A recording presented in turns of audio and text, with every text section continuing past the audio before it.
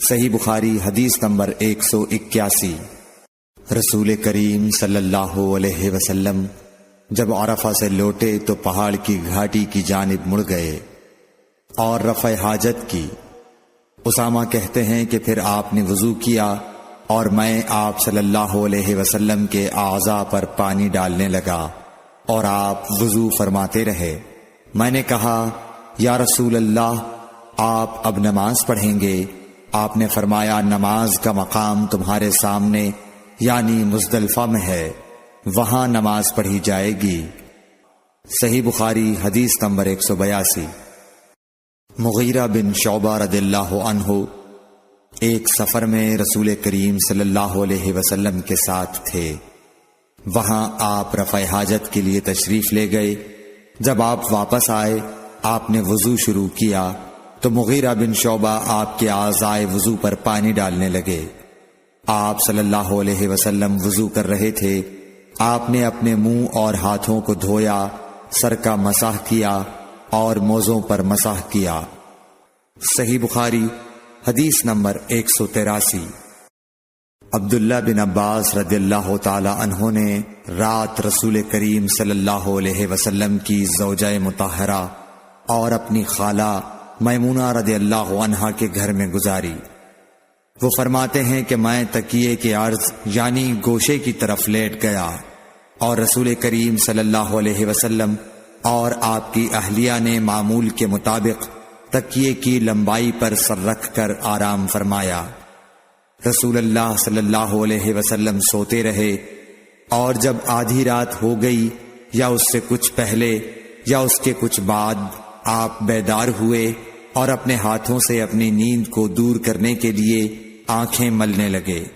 پھر آپ نے سورہ آل عمران کی آخری 10 آیتیں پڑھیں۔ پھر ایک مشکیزے کے پاس جو چھت میں لٹکا ہوا تھا آپ کھڑے ہو گئے اور اس سے وضو کیا، خوب اچھی طرح، پھر کھڑے ہو کر نماز پڑھنے لگے۔ ابن عباس رضی اللہ تعالی عنہ کہتے ہیں میں نے بھی کھڑے ہو کر اسی طرح کیا جس طرح آپ نے وضو کیا تھا۔ پھر جا کر میں بھی آپ کے پہلو مبارک میں کھڑا ہو گیا۔ آپ نے اپنا داہنا ہاتھ میرے سر پر رکھا اور میرا دایاں کان پکڑ کر اسے مروڑنے لگے۔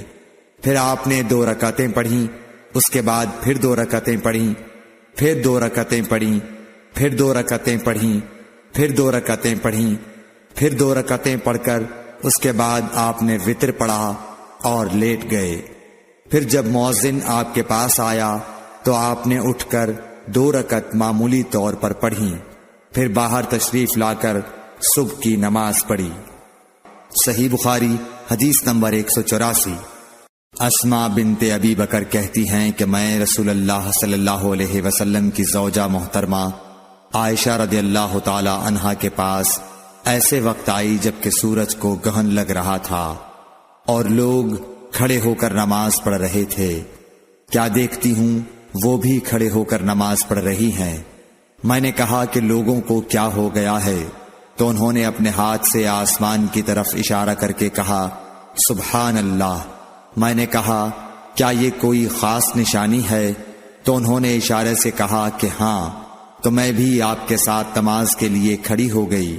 آپ نے اتنا قیام فرمایا کہ مجھ پر غشی طاری ہونے لگی اور میں اپنے سر پر پانی ڈالنے لگی۔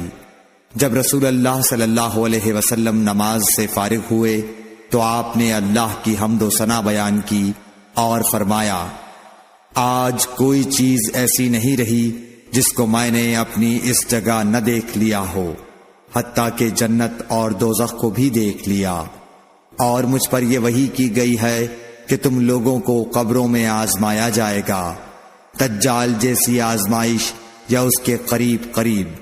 راوی کا بیان ہے کہ میں نہیں جانتی کہ اسماء نے کون سا لفظ کہا۔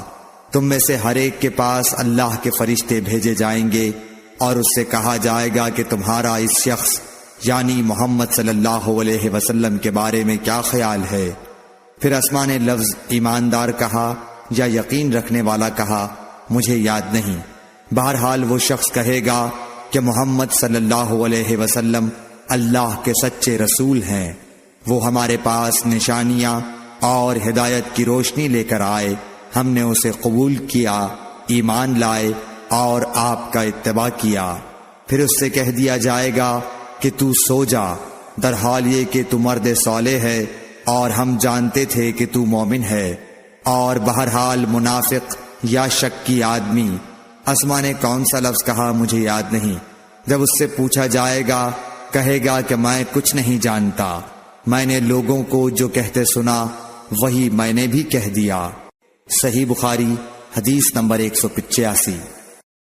ایک آدمی نے عبداللہ بن زید رضی اللہ تعالی عنہ جو عمرو بن یحییٰ کے دادا ہیں سے پوچھا کہ کیا آپ مجھے دکھا سکتے ہیں کہ رسول اللہ صلی اللہ علیہ وسلم نے کس طرح وضو کیا ہے؟